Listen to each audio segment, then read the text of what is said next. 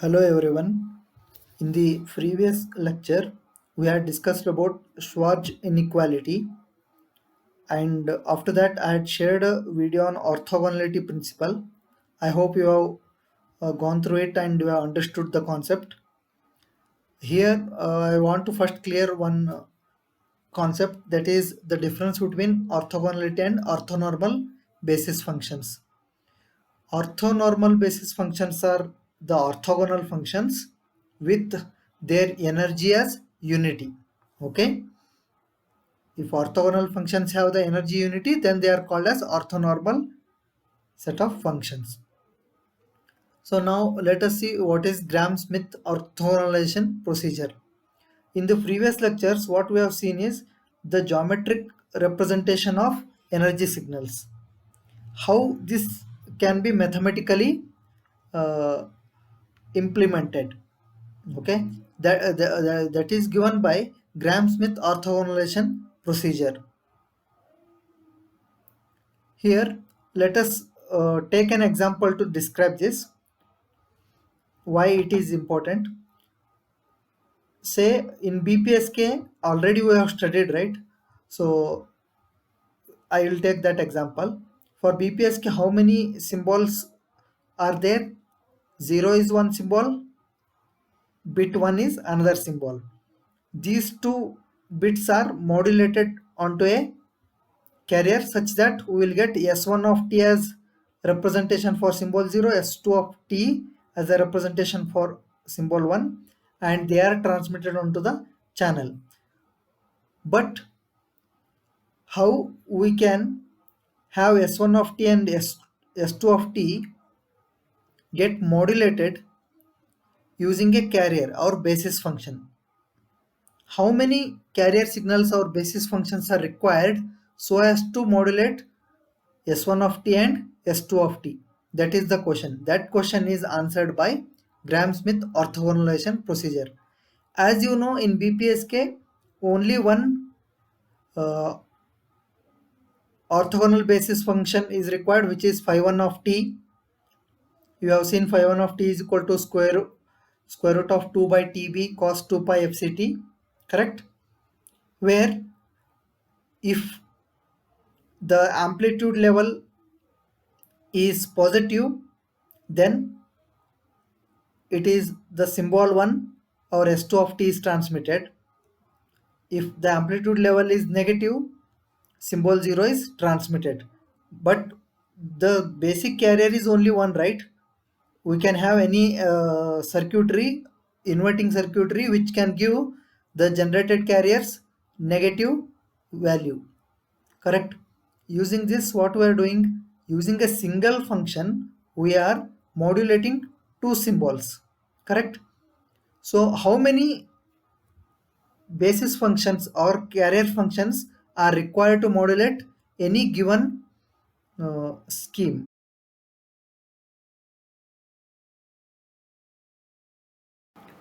So the question arises here is, how many basis functions are required to represent a particular modulation scheme?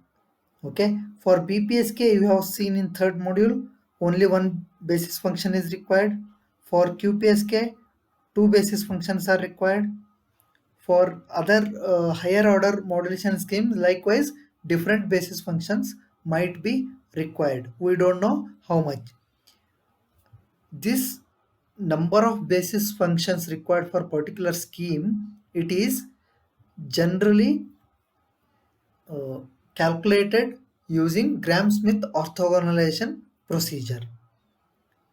So let us start the procedure now. Consider, suppose we have a set of m energy signals denoted by S1 of t, S2 of t up to Sm of t. If m is equal to 3, S1 of t, S2 of t, S3 of t. If m is equal to 2, only 2 energy signals. Starting with the S1 of t chosen from this set arbitrarily, the first basis function is defined by. The first basis function is defined by this equation. For representing S1 of t, the basis function used is given by this equation, which is phi1 of t is equal to s1 of t divided by square root of E1, where E1 is the energy of the signal S1 of t. And this phi1 of t is what? Phi1 is the orthonormal basis function. Okay, this is this signal is divided by its square root of its energy is nothing but it is a unity value signal now.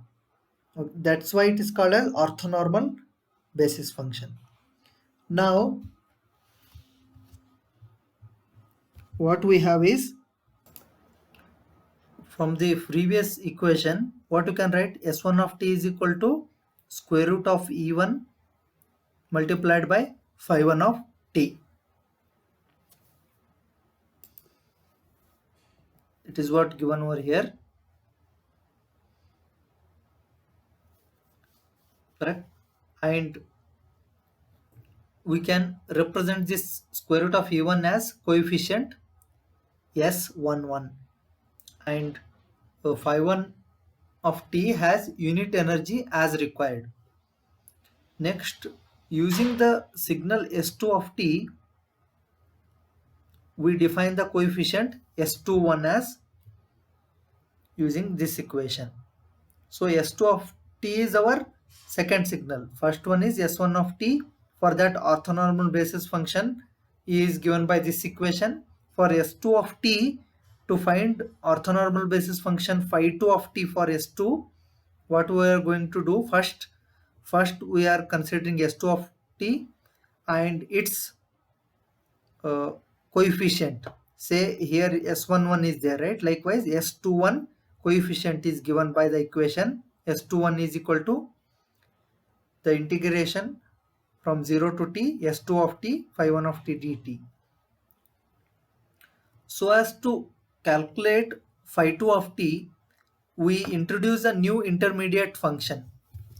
We will not directly go to phi2 of t, but introduce the intermediate function given by g2 of t equal to s2 of t, which is given already, minus s21 into phi1 of t.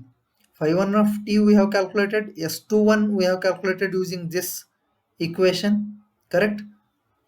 Now we use this g2 of t in equation for phi2.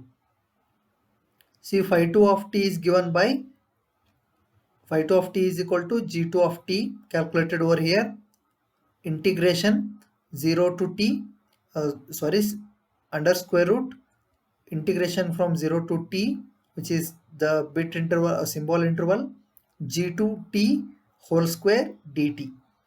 If we substitute the equation 7.19 in 7.20, what we get after simplification is phi2 of t is equal to s2 of t minus s21 multiplied by phi1 of t divided by square root of e2 minus s21 whole square. Energy of s2 is e2, and simplification, after simplification, applying the concept of orthonormal basis functions, that is the energy of this phi2 of t whole square, some term we will get while simplifying this equation, okay? Then this term will be equal to 1, and phi1 of t, phi2 of t integrated over the interval 0 to t will yield 0, because phi1 of t and phi2 of t, what we are considering, they are orthonormal basis functions. That's why this integration will lead to 0. Using these two parameters, we arrive at this particular equation, okay? How it has been arrived from this equation to 7.20 to 7.21 is, after substituting and simplifying in this way, we are going to get this equation. So this is for the second orthogonal basis function. Now if I want more number of orthogonal basis functions, say phi3 of t, phi4 of t, likewise, I will have to repeat this second step, which is here, from here. S31 is given by the equation S3 phi 2. Likewise, here I have to define G3 of t. Here I will have to define phi 3 of t. Okay, and generalized equation we can give, we can write here is Gi of t is equal to Si of t minus summation from j1 equal to I minus 1 Sij phi j of t. Consider I is equal to 2. What happens? G2 of t is equal to S2 of t. J1 I is equal to 2, right? 2 minus 1 is 1. So only 1. S21 phi 2 of t. Sorry, phi 1 of t. J is equal to 1. So you can see this is the equation when you substitute I is equal to 2. If you substitute I is equal to 1, you are not going to have this term directly. You will get this. Okay, so I is equal to 1, you are not going to substitute. I is greater than 2. Okay, so now if you substitute G3 of t, I is equal to 3 means S3 of t minus J is equal to 1. 3 minus 1 is 2. First I have to substitute J is equal to 1, keeping S is equal to 3. Later I will have to change J is equal to 2, keeping I is equal to 3. That is S31 phi 1 plus S32 phi 2.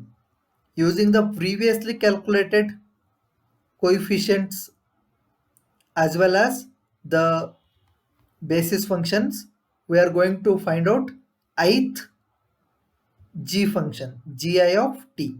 Okay, similarly the coefficients are calculated using this equation, and using these two equations we can arrive at any orthonormal basis function having I is equal to 1 to m.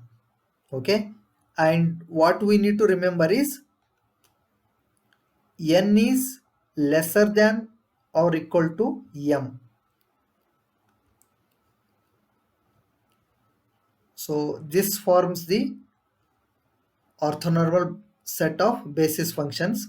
The dimension n is less than or equal to the number of given signals m depending on one of the two possibilities.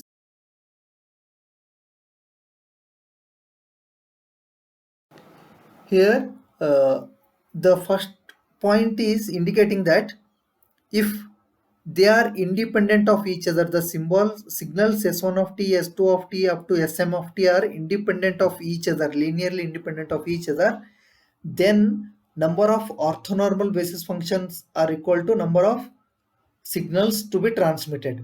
M is signal to be transmitted. That is, when we have linearly independent signal, that is S1 of t cannot be represented in terms of S2 of t or S3 of t or combination of S2 and S3 of t.